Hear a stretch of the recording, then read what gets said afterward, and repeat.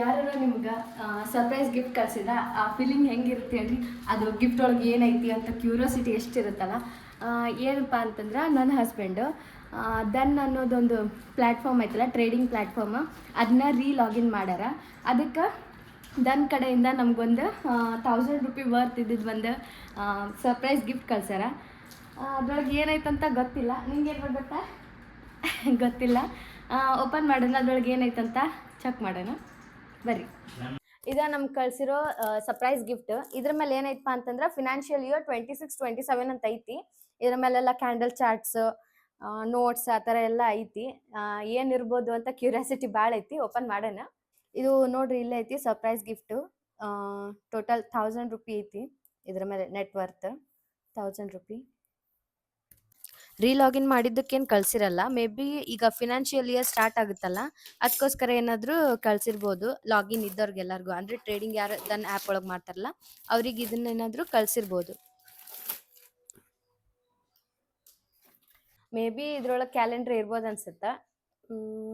ಹೌದು, ಇದು PL tracker ಅಂತ ಫಾರ್ ದ ಇಯರ್. ಮೋಸ್ಟ್ಲಿ ಇದು ಕ್ಯಾಲೆಂಡರ್. ಹಾಂ ಹೌದು, ಇದು ಕ್ಯಾಲೆಂಡರ್. ಇದು trade journey through the years ಅಂದರೆ ಇದ್ರೊಳಗೆ ಸ್ವಲ್ಪ ನೋಟ್ಸ್ ಏನೋ ಅದಾವು.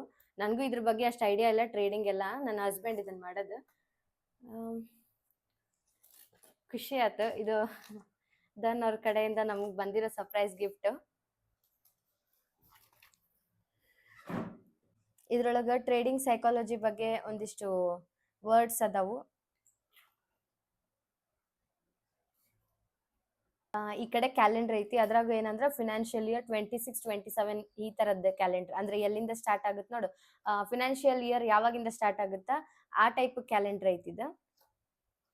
ನೀವೇನ್ರ ಟ್ರೇಡರ್ ಆಗಿದ್ರ ನಿಮ್ಗೆ ಗೊತ್ತಿರುತ್ತೆ, ಇದು ಪ್ರಾಫಿಟ್ ಲಾಸ್ ಬರುತ್ತೆ ಆ ಥರ ಎಲ್ಲ ಇರುತ್ತಲ್ಲ, ಅದನ್ನ ಇಲ್ಲೇ ಬರ್ದು ಇಟ್ಕೊಳ್ಳಿ ಅಂತಂದು ಒಂದು PL ಟ್ರ್ಯಾಕರ್ ಅಂತ ಕೊಟ್ಟಾರ.